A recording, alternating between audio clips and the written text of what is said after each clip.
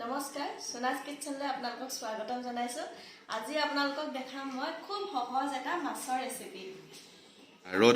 ৰদৈখিনি সৰু সৰুকৈ কাটি লোৱা হৈছে আৰু এটা আলু বইল কৰি লোৱা হৈছে দুফাল কৰি। ধনিয়া, পিঁয়াজ আৰু এয়া আদা, নহৰু আৰু জালুক এই গোটেইখিনি দি পেলাই আৰু লগত দিয়া হ'ব মাছ। এয়া কেৰাহীত তেল গৰম হৈ গ'ল আৰু বেছি দেৰি ৰ'ব নাই। লগালগ এয়া পিঁয়াজ শ্ৰীমতীয়াকৈ একেবাৰে পিঁয়াজটো জুখি কাটে স্কুৱেৰ। যিমান চব্জি ধুনীয়াকৈ কাটা সিমান সোৱাদ হয়। সেইটো হয় বাৰু।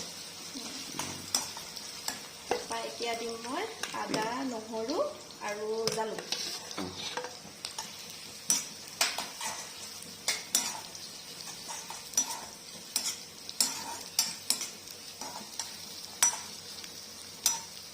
অলপমান ভাজ খাই লওঁ।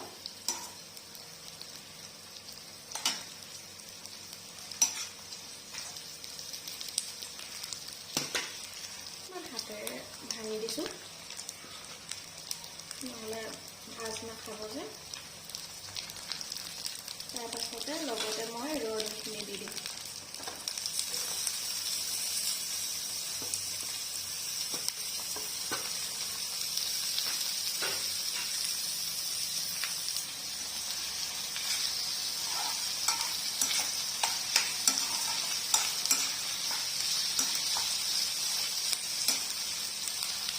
এতিয়া ইয়াত অলপমান হালধি দিম।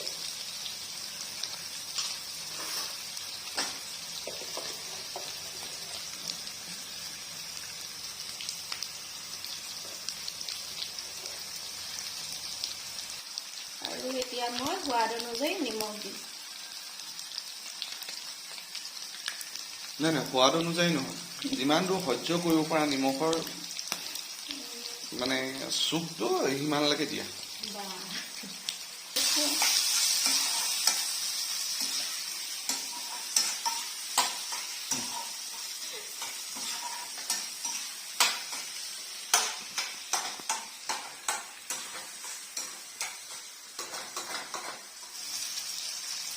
চব্জিখিনি ভাজ খাইছিল, ৰৌদখিনি ধুনীয়াকৈ মিলিলোঁ। আলুখিনি ভালদৰে ভাজ খালে এতিয়া মই ইয়াত পানী দিম। পানী মই গৰম কৰিয়ে থৈছিলোঁ। গৰম পানী দিব লাগে, ঠাণ্ডা পানী দিলে সোৱাদটো ইমান ভাল নালাগে আৰু টাইমো লাগে কৰিব লাগে।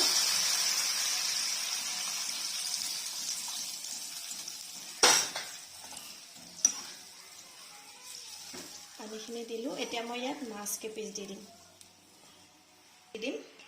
মাছ 3 পিচে দিম। আমাৰ ল'ৰাই মানে ফ্ৰাই মাছ খাইহে ভাল পায়, সেইবাবে 2 পিচমান তেওঁৰ সিহঁতৰ বাবে থৈ দিছোঁ, বাকী 3 পিচ জোলত দিছোঁ।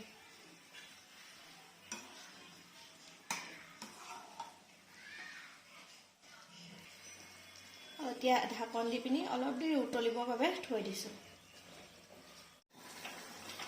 হৈছে এতিয়া ইয়াত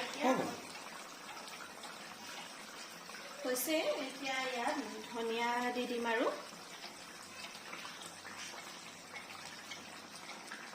ধনিয়াকণ দি লৰাই এতিয়া নমাব পৰা হৈ গ'ল। আপোনালোকে ঘৰত খাই চাব আৰু কেনেকুৱা পালে মোক কমেণ্ট বক্সত জনাব। আপোনালোকে ভিডিঅ'টো চাই কিন্তু খাইছেনে বা কেনেকুৱা পাইছে এবাৰো মোক নজনায়। আজি জনাব কমেণ্ট বক্সত কেনেকুৱা পাইছে। নমস্কাৰ, এতিয়া আৰু সমাপ্ত।